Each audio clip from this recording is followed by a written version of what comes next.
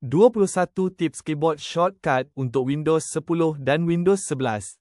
Ctrl dan C untuk salin teks atau fail atau kopi. Lepas salin, tekan Ctrl dan V untuk tampal semula. Ctrl dan X untuk cut and paste. Ctrl dan Z untuk undur atau undo. Ctrl dan Y untuk kehadapan atau redo. Windows dan E untuk buka File Explorer. Alternate dan Enter untuk maklumat fail atau properties. F2 rename file atau folder. Ctrl dan N untuk buka tingkap window baru. Windows dan D untuk tunjuk atau sembunyi desktop. Windows dan Tab buka task view.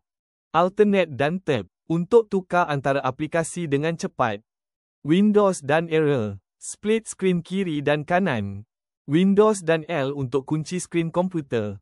Windows, Ctrl dan D untuk buat virtual desktop baru. Windows, Ctrl dan Arrow untuk tukar antara virtual desktop.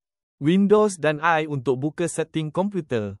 Windows dan A untuk buka Action Center pada Windows 10 atau Quick Settings pada Windows 11. Windows dan S untuk cari apa-apa fail, aplikasi atau setting. Print Screen button untuk tangkap seluruh skrin. Windows dan R untuk buka command run. Belajar sesuatu. Jom kongsikan.